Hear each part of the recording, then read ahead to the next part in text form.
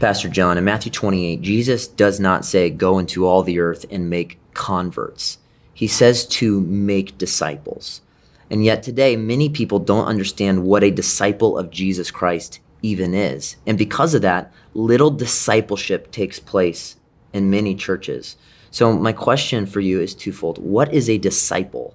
And then what is discipleship? Well, the word in the Greek, the original word for disciple is mathetes, and it's a learner. So what the Lord tells us to do is go into all the world and make lifelong learners. And then the rest of that commission is this: teaching them to observe all things whatsoever I have commanded you. That defines the job of making disciples. It's not just getting somebody to pray a prayer and hope that God answered the prayer. I like to think of it this way, okay? You're building a relationship with someone that has a spiritual core. These are friendships that last. And when I first came to Grace Church many years ago, I started discipling guys. And what happened was I would meet with them and I would teach them all things that Christ asks us to do. I would take them into the Word of God, and they were learners. Jesus spent 3 years telling us, showing us what a disciple is, what a disciple maker is. You instruct them, you teach them, and you teach them in life application. In other words, discipling someone is walking through their life with them and applying the Word of God as you go. So it ends up being a friendship. And the really wonderful part about it is when you've done that kind of thing in somebody's life, they're a lifetime friend. People say, well, do you disciple people for like a year or 2 years and then go on to somebody else? No. Whoever I discipled never goes away. I mean, you just accumulate them. This is one of the challenges of living a long life. You accumulate 44. all these people who there's a sense in which our hearts are tied together. I get texts from people all over the world who are still giving me input at the most intimate level of their Christian experience because there's this friendship.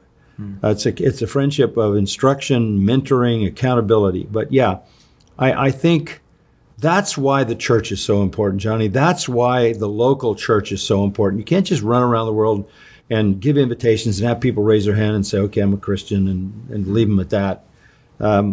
They've got to be discipled. They can't be left as babes, tossed to and fro, cared about by every kind of heresy and error because they can't defend themselves, because they don't have any discernment, because they don't have any teaching. So you have to take on the full responsibility to fulfill the Great Commission of taking someone to Christ and then taking them with Christ and walking them through life in some kind of relationship, or find other folks who can do that. That's what discipling is. It's producing a maturing learner who's learning everything that Christ wants them to know so they can live for His glory. What you said is so helpful, because I think sometimes people think discipleship is either just hanging out with people or it's coffee once a week at 6 a.m. And you're saying it's a friendship. It's a friendship with a spiritual core. It's a friendship with a Christ-centered dynamic. It's a friendship where you talk about the things of the Lord, where you share your heart. I'm not saying you have to drag out all your inner thoughts and all of that, but it's a conversation. It's always a conversation that never moves very far from the person of Christ and our spiritual lives.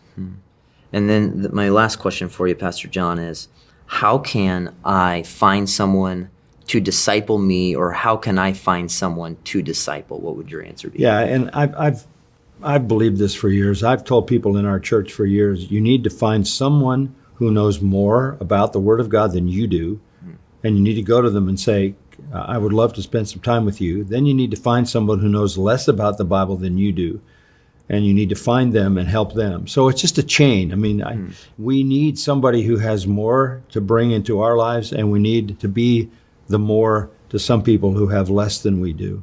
This is what a church is. This is why you need the church, because your life is going to be exposed at the point of its strengths and weaknesses, and you fit into the body in this incredible family of people all nurturing one another in that kind of dynamic.